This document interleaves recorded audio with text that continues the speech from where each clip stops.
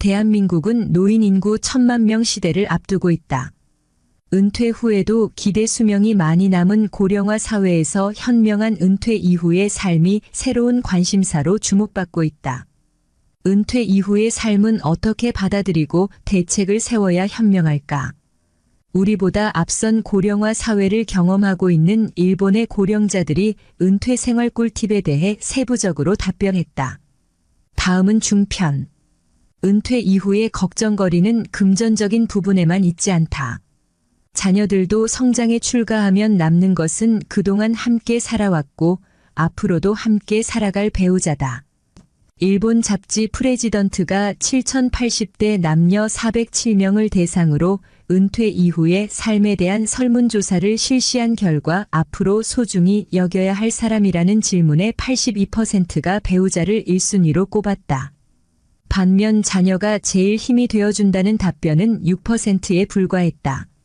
자녀가 장성해 다른 가정을 꾸린 후에도 이전과 같은 관계를 유지하는 것이 어려워진 상황을 방증한다. 예전부터 이어져 온 부부 관계라고 해서 관계 개선을 위해 특별한 노력을 기울일 필요가 없는 것은 아니다. 전문가들은 삶의 방식이 달라지기 때문에 부부 간 노력이 필요하다고 말한다.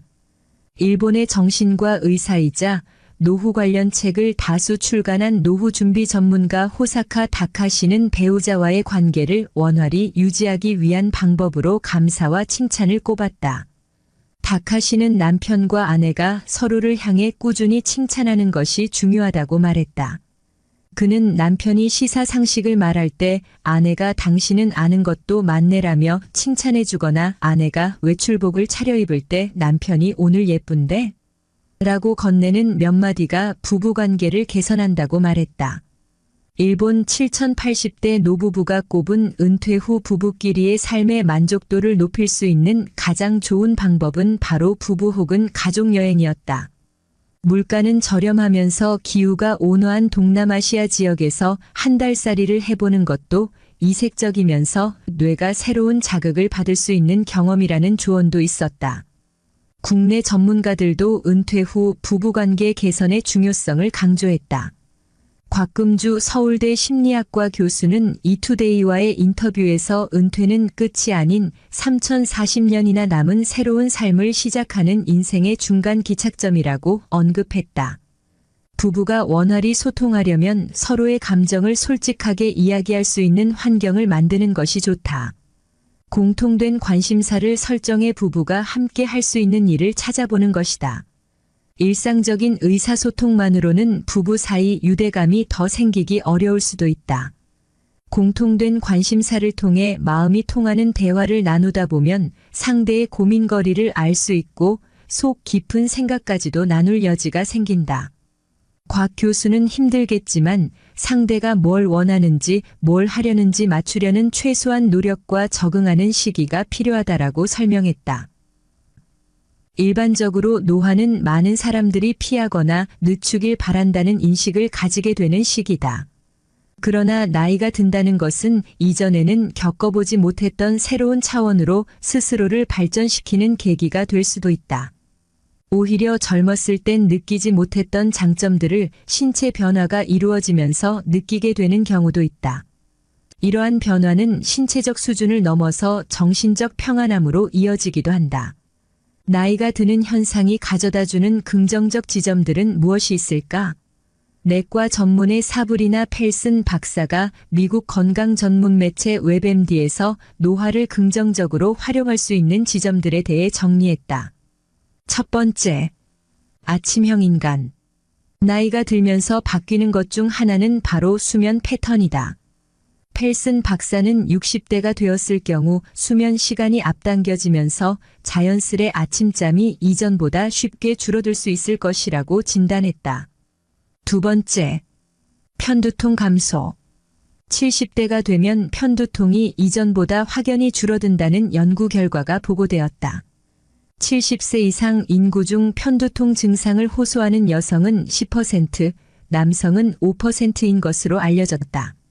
세 번째, 풍부한 노하우.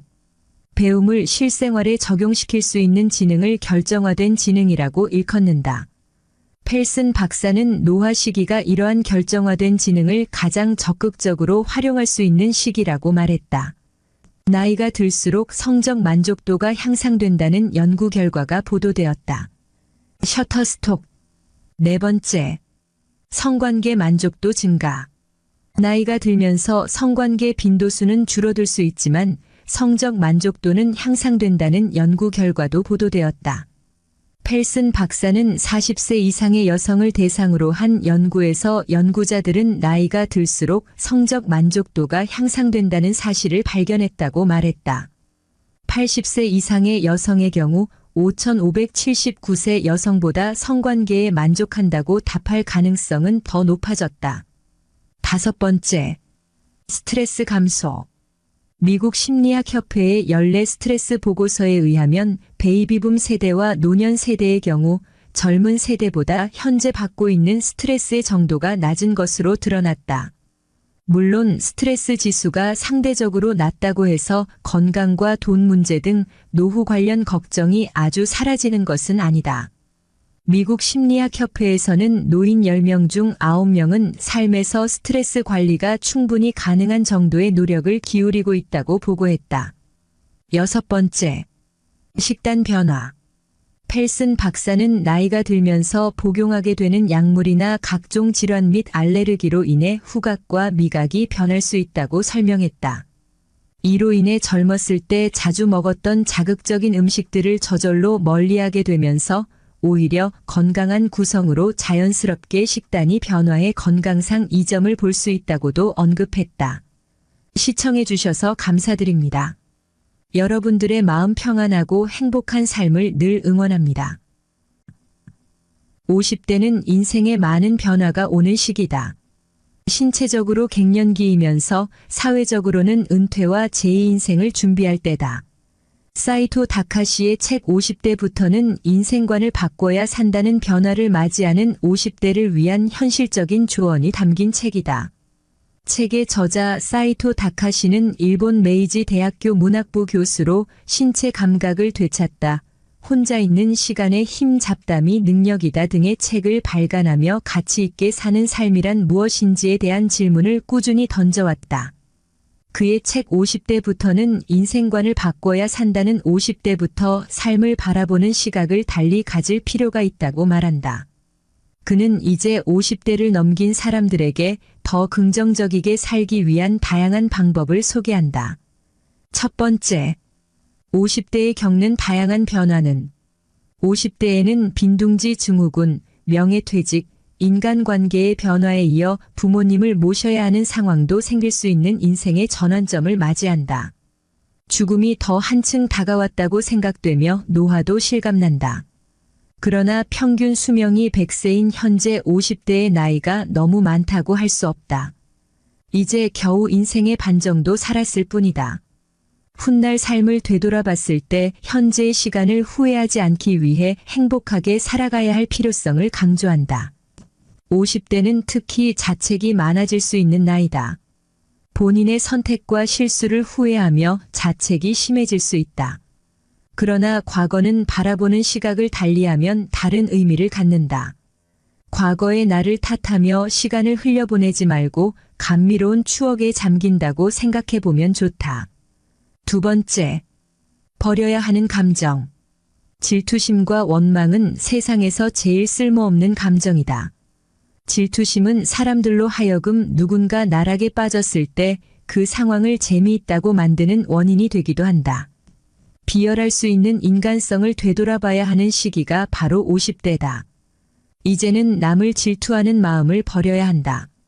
30대, 40대와는 달리 남이 얼마나 잘났는지 비교하는 건 더욱 의미가 없다. 50대가 되면 재산, 출세 등 경쟁적인 단어보단 행복과 나 자신이 우선이라는 마음을 갖는 것이 중요하다. 화를 줄여야 한다. 하물며 운동 경기를 보더라도 화를 내지 않도록 해야 한다. 분노가 치밀어도 몸에 힘을 빼보면 어떨까? 나이가 들수록 분노의 감정을 조절하기 어려워진다. 이는 신체적인 요인도 있다. 이때 몸에 힘을 빼고 호흡 운동을 하며 마음을 다스려야 한다. 책을 통해 나 자신을 되돌아볼 수 있는 기회를 가질 수 있다. 직설적이고 현실적인 표현으로 작가는 사람들에게 큰 울림을 준다. 50대 후반 내게 우울증이 찾아왔었다. 퇴직 후 새로운 일을 하려다 여의치 않아 접으면서 시작된 것이다. 처음에는 퇴직한 사람들 대부분 그러하듯 허탈, 낙담, 무기력한 감정이 자주 들었다. 그런데 가장 큰 것은 희망이 사라졌다는 느낌이었다. 이제 나이 60을 앞두고 뭐를. 이대로 늙어가는 거구나. 부정적 반추 네거티브 루미네이션가 시작되었다. 자책, 미움, 죄책감이 슬슬 내 마음속에 자리 잡기 시작했다. 한번 부정적 생각이 자리 잡으면 아예 마음속에 전세를 내고 산다. 어느새 주인과 객이 바뀌어 그네들이 주인 행세를 하게 된다. 옛날 어른들이 하시던 말씀. 내가 속이 썩어 죽어. 바로 내가 그랬다. 마음속 암덩어리가 자라나기 시작했고 이게 가끔씩 발작을 일으키면 몸이 기진맥진이 된다. 잠을 잘 못 자는 날이 계속되고 어쩌다 선잠을 들면 악몽이 나를 깨운다. 고양이에 쫓기는 쥐처럼 숨을 할딱할딱 제대로 잘 못 쉬었다. 불면증으로 이어졌다. 하얗게 밤을 지새는 날이 계속됐다. 성경, 불경, 기도, 위스키, 잠을 자기 위해 별별 짓 다 해보았으나 소용없었다. 심신의 판단이 흐리고 헝클어졌고 건강이 급격히 무너져 내렸다. 그러다 한밤중 자다 겪은 내 인생 딱 한 번의 공황 발작. 병원을 가보니 정신과로 가보라고 한다. 충격과 수치심과 두려움. 변두리 병원을 찾아갔으나 의사의 사무적이고 심드렁한 말투에 실망했다. 혹시 정신과 진료 기록이 남으면 불이익을 볼까 해서 보험 처리를 안 하고 일반 진료비로 계산했다. 그날 수면제를 먹었더니 잠을 푹 잤다. 나는 일방적으로 약을 끊고 병원을 가지 않았다. 증세는 바로 도졌다. 일상적 행위가 제대로 안 되는 것은 물론 조금씩 자살 충동이 일기 시작했다. 큰일 나겠다 싶어 지인 소개로 다른 병원을 찾아갔다. 천만다행으로 새로 간 병원 의사는 내게 믿음과 희망을 주었다. 당연히 고칠 수 있죠. 약 드시고 제가 권하는 인지행동 치료를 스스로 하십시오.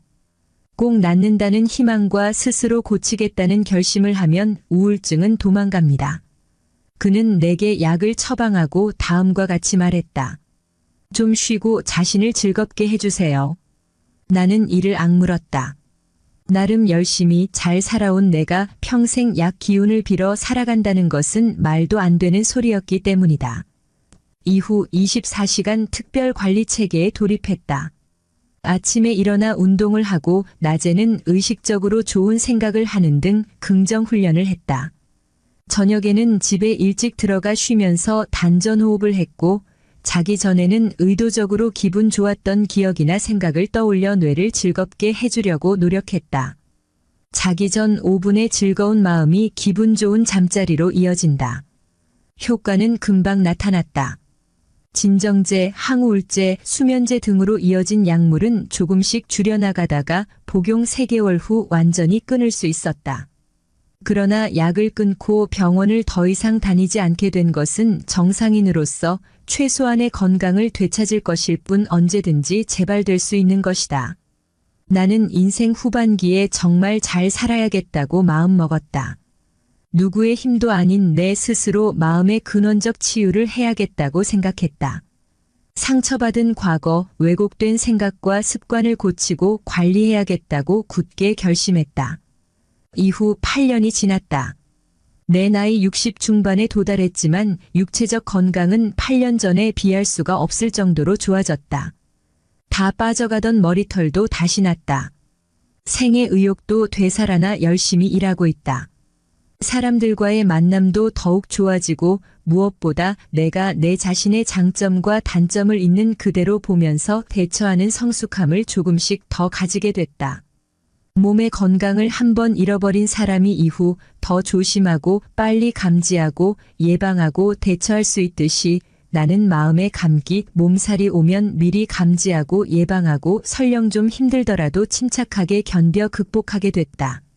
마치 폭풍우가 몰아치는 바닷속을 노련히 항해하는 뱃사람처럼 말이다. 요즘 코로나 사태로 마음이 매우 힘든 사람들이 많다.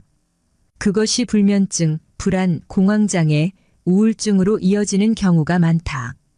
당황하지 말라. 누구나 찾아오는 경험이다. 통과 의례다. 앞으로 경제적, 사회적, 가정적, 신체적, 정신적으로 어떻게 될지 몰라 두려움이 앞설 것이다. 이것을 잘 극복해야 한다. 역경 뒤에 낙이 찾아온다. 행복한 노년을 보내야 한다. 지금 마음이 힘들면 병원에 가 전문가의 처방을 받아야 한다. 그러나 병원에만 의존하지 말고 스스로 극복하는 인지행동 치료를 자발적으로 해야 한다. 노력하면 반드시 그만큼 결과가 찾아온다. 시청해 주셔서 감사드립니다. 여러분들의 마음 평안하고 행복한 삶을 늘 응원합니다. 나이를 먹으면 피부 탄력이 떨어지고 주름이 생긴다. 자연스러운 노화 현상이지만 사람들은 보톡스나 성형시술 등을 통해 인위적으로 젊게 만든다. 이런 시술 말고 얼굴을 젊게 만드는 방법은 없을까? 피부과나 성형 전문의들이 가장 많이 추천하는 방법이 리 발음을 하는 것이다. 리라는 소리를 길게 내면 입꼬리 근육이 올라가고 전체적으로 처짐을 방지할 수 있다. 근육이 탄탄하면 피부 탄력도 좋아질 수밖에 없다. 리 발음은 웃는 얼굴과 비슷하다. 평소 의식적으로 리라고 길게 발음하면서 많이 웃고 좋은 생각을 하며 긍정적인 표정들을 짓다 보면 인상도 펴지고 팔자주름도 좋아진다고 한다. 더구나 웃음은 마음속에 쌓인 나쁜 감정과 기억을 자연스럽게 해소할 수 있는 방법이기도 하다. 부정적 감정을 억압하거나 분출하지도 않으면서 그냥 놓아버리는 일 리스 제3의 방식이다. 의학적으로 웃음은 안면 근육들을 포함해 몸속 230여 개 근육을 움직이게 만드는 자연적 운동이며 몸의 면역력을 키워주는 명약이다. 스트레스 상황에서 치솟는 코티솔 등 스트레스 호르몬과 혈압을 낮추는 대신 엔도르핀처럼 활기차고 건강하게 만드는 물질의 분비를 촉진시킨다. 특히 웃음은 뇌를 활성화시키는데 아주 좋은 운동이다. 한번 웃으려면 뇌가 엄청난 운동을 해야 하기 때문이다. 온몸이 다 웃을 만큼 웃으려면 평소에 쓰지 않던 뇌의 신경과 얼굴의 근육을 모두 써야 한다. 평상시에는 뇌가 위축되어 있어서 산소가 잘 공급되지 않았더라도 활짝 웃어줌으로써 뇌가 활짝 깨어나며 산소가 활발하게 공급된다. 정신과에서도 부정적 감정으로 고통받는 사람들을 위한 카타르시스 요법으로 웃음을 적극 사용하고 있다.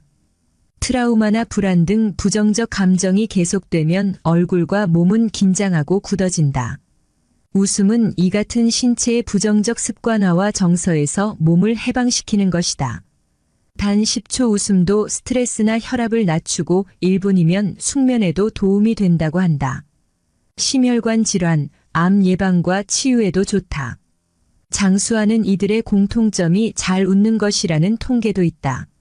스트레스에 찌든 21세기 현대인들에게 웃음의 건강 효과가 어필되면서 세계적으로 웃음 치료를 기반으로 한 프로그램 비즈니스들도 번창하고 있다.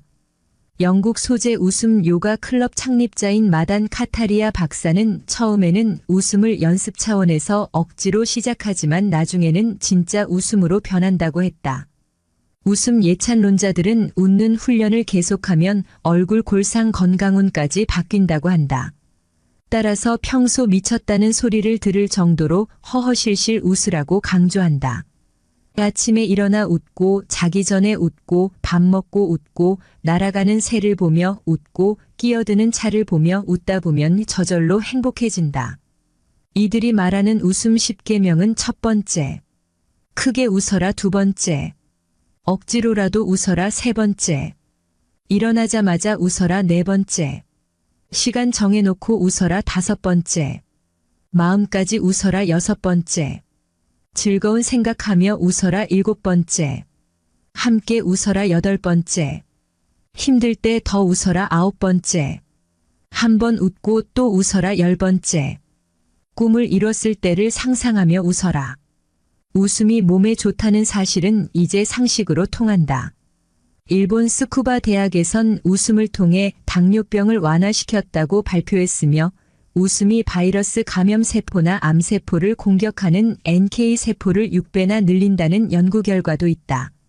원광대 보건대학원 김종인 교수는 100세 노인 90세 이상 109명, 팔순 노인 8089세 135명, 환갑 노인 6069세 145명 등 총 389명을 대상으로 1년간 건강과 심리 상태를 조사했다. 연구 결과 100세 노인들이 팔순 노인들보다 하루 2번 이상 웃는 비율이 10배, 환갑 노인보다는 12배나 많은 것으로 나타났다. 또 서울 아산병원 암센터 연구팀 보고에 따르면 암 환자들에게 꾸준히 웃음 치료 프로그램을 시행한 결과 부정적 감정이 80%나 줄었다고 한다. 웃음이 뇌신경 전달 물질을 활성화하고 도파민, 세로토닌, 엔도르핀 같은 행복 호르몬 분비를 높였기 때문이다. 심지어 웃기 위해 억지로 웃는 가짜 웃음 또는 그저 미소를 짓고 웃음소리를 내는 것만으로도 인체는 마치 가벼운 운동을 하는 것처럼 긍정적으로 반응한다고 한다. 이에 따라 대형 병원에선 심신의 안정이나 쾌유를 위해 환자들을 상대로 웃음 치료를 행하고 있으며 실제 웃음이 나오지 않더라도 훈련을 통해서 웃는 법을 터득할 것을 권장하고 있다. 첫 번째, 도입 단계. 마이너스 마음열기 한 주 동안 웃었던 일을 이야기한다. 상대방을 편안하게 웃기려는 마음으로 먼저 망가지는 등 웃음을 유발한다. 마이너스 하이파이브 함께 손뼉 치며 마음을 하나로 모은다. 마이너스 박수치기 337박수를 치며 서로 마주보고 웃는다. 마이너스 얼굴 운동 얼굴을 찡그리고 풀고 입술을 내밀었다가 오므리는 등 다양한 표정 짓기로 근육을 풀어준다. 두 번째, 본 단계. 마이너스 노래와 율동 잼잼 짝짝 도리도리 짝짝 하나 둘 짝짝 이런 식으로 음악을 들으며 율동한다. 마이너스 박장대소 손뼉을 치며 크게 웃어본다. 하하, 호호호, 히히히 등 소리도 내본다. 마이너스 포복절도 너무 웃겨서 배를 안고 넘어지는 것처럼 해본다. 세 번째, 마무리 단계. 마이너스 자기 암시 나는 행복하다, 나는 건강해지고 있다, 나는 다 나았다와 같은 주문을 읊으며 크게 웃는다. 마이너스 자기 긍정감 훈련 자신을 안거나 상대방을 안아주며 긍정의 말을 주고받는다. 나는 행복한 사람입니다. 당신도 참 행복한 사람입니다. 사랑하고 축복합니다. 마이너스 웃음 명상 눈을 감고 웃으며 명상하는 시간. 과거의 상처를 떨쳐내고 나를 긍정한다. 이때 자연스럽게 눈물 치료로 연결할 수도 있다. 시청해 주셔서 감사드립니다. 여러분들의 마음 평안하고 행복한 삶을 늘 응원합니다.